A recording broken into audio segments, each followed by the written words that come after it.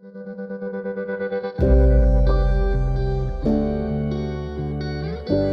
je ravno omenil Jan, smo se tudi mi zamislili, glede na to, kar slišimo v medijih, zdaj mi res nimamo dovolj visokega BDP-ja, da bi lahko karkoli zahtevali, je s temi plačnimi nesorazmerji, ki so nastala, dejansko kaj narobe, obstajajo kakšne številke, na katere se lahko obrnemo, in neki primeri iz tujine, ki bi jih lahko izpostavili. In smo se malo obrnili v Evropo, tudi po brexitu ne več čisto Evropo, ampak bi mogoče nadaljevali kar s številom zdravnikov v Sloveniji.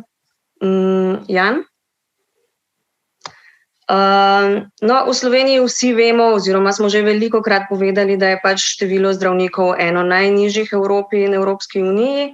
Imamo 3,1 zdravnika na 1000 prebivalcev, kar v Evropi je približno 3,6 na 1000. Ko se radi primerjamo, to je nekje 15% manj, kot je povprečje v Evropi, ampak ko se pa radi primerjamo z Avstrijo, oziroma tja tudi naši zdravniki odhajajo, tam je to število 5,3, v Nemčiji je pa tu napaka v slajdu, mislim, da je 4,4. Zdaj posledično je to pripeljalo tudi do slabše dostopnosti do zdravnika. Vsi vemo, tudi je bil ravnokar objavljen članek, da vedno več ljudi nima svojega izbranega zdravnika. Naj bi šlo celo za 8% odrasle populacije, kar je 140 000 ljudi. Številka ni mala, dnevno se na nas obračajo ljudje, nisem mogel priti do zdravnika, pa sem prišel direkt k vam pač v specialistično urgenco. Kaj naj naredim, dajte mi pomagati. Seveda se trudimo, vsi imamo polne ambulante na ta račun, ampak tudi razumemo in vemo, zakaj je do tega prišlo. Zdaj bojimo se, da bodo ta nova nesorazmerja pač te probleme sam še poglobila. Če bodo ljudje začeli odhajati privat, če bodo ljudje začeli odhajati čez mejo, bodo te težave sam še potencirane in na ljudeh, ki bodo ostali, bo toliko več dela. Zdaj zelo pomembno je tudi poudariti, da v Sloveniji je pač odstotek zdravnikov, ki so starejši od 55, 29%. Verjetno nam je vsem jasno tudi, kaj to za sabo prinaša. Ti ljudje ne samo, da bodo odšli v penzijo in pač ne bomo več računali na njih v tej kvoti, ampak so to tudi ljudje, ki ne dežurajo, se pravi, ostane ostalih toliko procentov, prevzame to breme, ob tem, da ne dežurajo tudi mlade mame, ne dežurajo bolni ali pa invalidsko upokojeni, tako da v tem pulu ostaja vedno manj ljudi. Kar naprej. Zdaj, tole je graf števila zdravnikov na 1000, ta zadnji od OECD-ja. Tukaj je ta številka za Slovenijo sicer malenkost višja, piše 3,3, je pa treba poudariti, da ta številka upošteva tudi vse zdravnike, ki niso zaposleni v javnem zdravstvu oziroma sploh v zdravstvu. To so tudi zdravniki zaposleni v farmaciji, gospodarstvu, raziskovanju. Kar naprej. Zdaj, tudi sredstev za zdravstvo praktično namenimo manj, kot se ga povprečno nameni v EU, glede na BDP.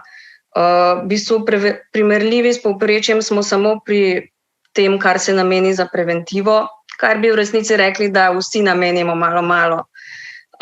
Medtem ko je financiranje vseh ostalih področij pod EU povprečjem, sem sodijo področje ambulantne oskrbe, hospitalne oskrbe, zdravil, medicinskih pripomočkov in pa dolgotrajne oskrbe, o kateri se tako radi pogovarjamo. Pa naprej.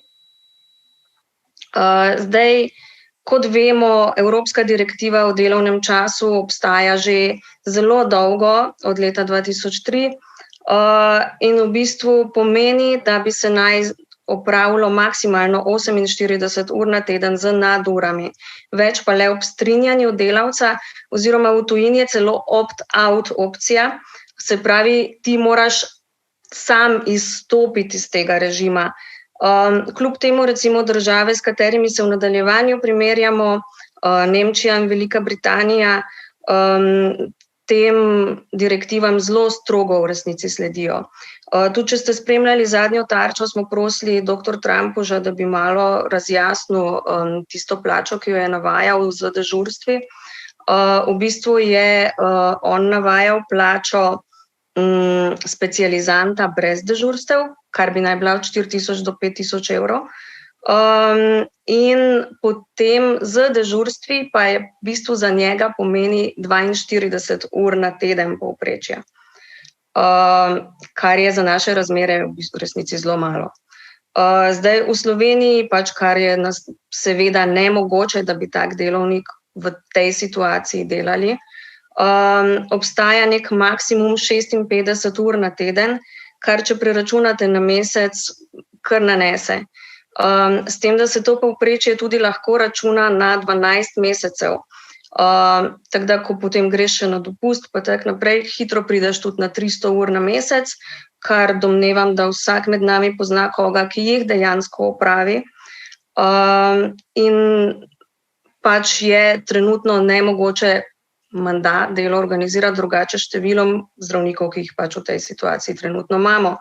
In pač za to novo reformo z vsem ostalim, kar nas pesti, ni ravno zelo verjetno, da bomo jutri neko veliko število zdravnikov iz tujine privabili.